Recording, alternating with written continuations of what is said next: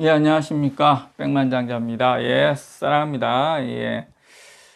오늘은, 삼성전자가 앞으로 상승할 수밖에 없는, 급등할 수밖에 없는 두 가지 이유 여러분들에게 설명드리면서, 그러면은 제가 생각하고 있는 삼성전자가 지금 시점에서 봤을 때 언제부터 상승을 이제 본격적으로 전고점 돌파하냐. 우선주 기준으로 한 8만 6, 7천 원, 근데 사실 지금 7만 4천 원 정도 되니까 우선주 기준으로 사실은 그거 갭이 많지는 않아요. 뭐 만 원 좀 넘으면은 훌쩍 뛰어넘는 건데, 그거는 여러분들에게 한번 제 나름대로, 제 논리대로 한번 시원하게 한번 가보겠습니다. 여러분 시원한 거 좋아하시잖아요. 그죠? 지금 날도 추운데, 예. 자, 그리고 제가 하여튼 어쨌든 간에 항상 제가 이 영상을 처음 시작할 때부터 느끼는 이제 시작하면서부터 조금 이제 방향이 느끼는 거지만, 여러분들 눈높이에서 내가 설명을 해야 되겠다. 여러분들이 궁금해하는 눈높이의 어떤 위치에서 내가 가능하면 최대한 한번 맞춰 드려야 되겠다. 이런 생각 항상 합니다. 물론 못 맞춰 줄 때도 많이 있지만, 하여튼 어쨌든 간 잘 들어주세요. 예. 자, 제가 요걸 좀 말씀드릴게요. 우리가 이제 기본적으로 아셔야 될 게 있어요. 뭐냐면은, 삼성전자가 영업이익이 60조, 70조, 100조가 나더라도, 삼성전자가 15만 원, 20만 원, 30만 원, 이게 삼성전자 자체로, 예를 들어서 글로벌 증시 나스닥이 폭락하고 저 밑에 내려가 있고 지금 다들 폭탄 맞고 난리 났는데,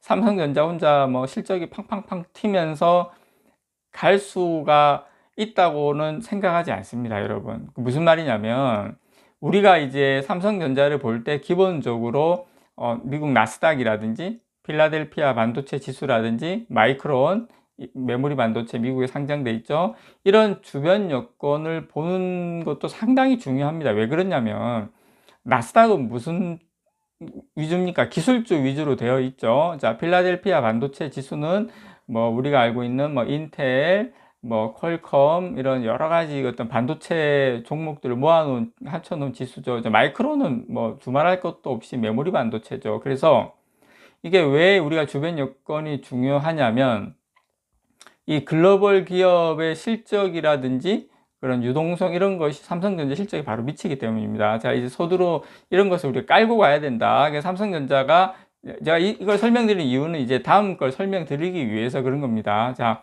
그러면 이런 것이 중요한데, 그렇다 치면 이게 우리가 알고 있는 양적 완화니 FOMC 회의에서 제로금리 정책을 유지하니 이런 게 왜 중요하냐면, 아니, 이게 어떻습니까? 대규모 양적 완화는 돈을 막 푼다는 겁니다. 유동성을 막 계속 시장이 5일장, 우리 10일장 이런 시장이 아니라 우리 주식 시장에 엄청나게 풀면 어떻게 됐습니까? 미국의 나스닥이 계속 그 돈으로 해서 계속 올라가겠죠. 예, 5천 원 받고 만 원 더블 더 이렇게 해서 계속 올라가지 않습니까? 이렇게 계속 나스닥이 기술주들이 올라가면 필라델피아 반도체 지수도 올라가고 마이크론 같은 경우에 이제 계속 돈이 들어와야 됩니다. 자, 그 정책 기조를 어떻게 한다?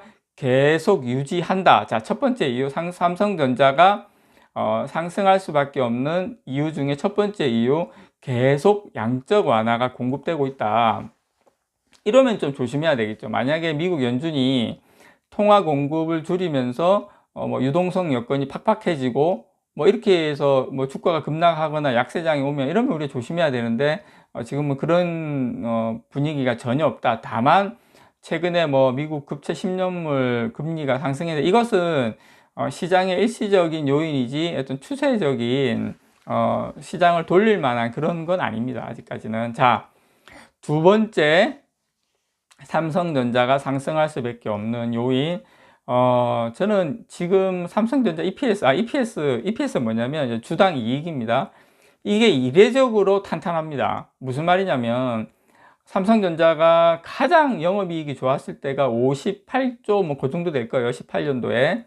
올해 제가 봤을 때 거의 거기에 육박하거나 못 미치더라 조금 못 미치는 정도. 내년에는 돌파합니다. 무조건 돌파합니다. 예. 이렇게 주당 이익에 대한 컨센서스가 올해 내년 너무 좋다. 요 두 가지만 보더라도 삼성전자는 지속적으로 상승할 확률이 높다. 저는 이렇게 봅니다. 그리고 요 이야기 좀 드릴게요. 제가 그 댓글에 보면 제가 추천한 ETF, 예, 아시죠? 저 댓글에 이런 글이 있더라고요. 와, 이거 너무 엄청 올랐는데 이걸 어떻게 사냐고, 이걸 막 추천하냐, 이런 내용이 있던데, 자, 만약에 강남의 모 아파트에 그게 차트로 만약에 그린 게 있다면, 다른 뭐 저기 뭐 지방의 아파트라든지 뭐 제가 뭐 지방 아파트를 그거 하는 건 아닙니다. 폄하하는 건 아닙니다. 오해하지 마십시오. 그러니까 비율을 드는 겁니다. 비율을. 다른 뭐 잘 안 오르는 아파트하고 만약에 강남 아파트하고 차트가 있다면 여러분 강남 아파트 사시겠습니까? 지방에 사시겠습니까? 왜 올랐겠습니까? 왜? 그러니까 이게 부동산은 내가 이렇게 관련해서 제 지인들하고 이야기해 보면 어느 정도 수준에 다 가 있어요. 이렇게 보는 눈이라든지 대화가 돼요. 그런데 유독 이 주식 시장은 대화가 참 힘들어요. 설득시키기가. 물론 뭐 제가 이해는 합니다. 이해는 하는데, 그리고 또 물론 주식 같은 경우에는 좀 다른 부분이 있지만, 근데 여러분 아셔야 될 게 사실 부동산이나 주식이나 똑같습니다. 원리는 진짜 원리 똑같습니다. 무슨 말이냐면 가는 놈만 갑니다. 앞으로는. 그리고 승자 독식입니다. 그리고 ETF라는 게 뭡니까? 반도체 ETF가 딱 잘 나가는 애들 한 7, 8개 딱 모아놨지 않습니까? 뭐 이제 얘가 좀 못 달릴 것 같아. 그러면 너 빠져. 또 좋은 놈 들어와. 이렇게 해서 가는 거니까 계속 갈 수밖에 없죠. 이 시장 자체가 성장성과 실적을 갖춰 놓은 종목들만 있다면 그렇게 가는 겁니다. 저 사실 반도체 ETF 더블 났어요. 더블 더 났어요. 제가 샀을 때보다. 그런데 제가 살 때도 많이 올랐었어요. 저 밑에 막. 그런데 저는 뭘 봤습니까? 이 종목들 딱 보니까, 뭐 계속 가네. 그 산 거예요. 지금도 사고 있어요. 그렇게 사셔야 되는 거예요. 투자를. 어쨌든, 이런 건 있죠. 주식은 대신에 잘 골라야 됩니다. 부동산이 막 상폐당하고 뭐 10분의 1 토막 나고 반 토막 나고 이런 경우는 거의 없잖아요. 근데 주식은 그렇죠. 대신에 주식은 중요한 거는 앞으로 계속 좋아지는 산업, 어렵지도 않아요. 계속 좋아지는 산업에 잠깐 반짝할 종목을 절대 하시면 안 된다. 그건 단기 매매인데 그건 하시면 안 되고, 삼성전자, 뭐 다른 종목도 좀 추천해 달라는 말씀 많이 하시는데, 카카오, 네이버 뭐 이런 거 있지 않습니까?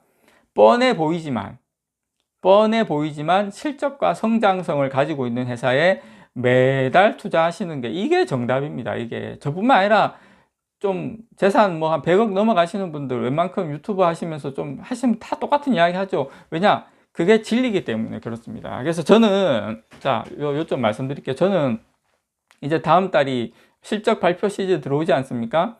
저는 이제 다음 달부터는 개인적으로 상승한다고 봅니다. 상승할 수밖에 없다고 봅니다. 왜냐면 이제 1분기 실적 나오면 생각보다 어닝 서프라이즈 나올 거거든요. 제가 봤을 때 뚜껑 열어보면. 그런데 2분기가 더 좋대, 실적이. 그러면 가야죠. 예?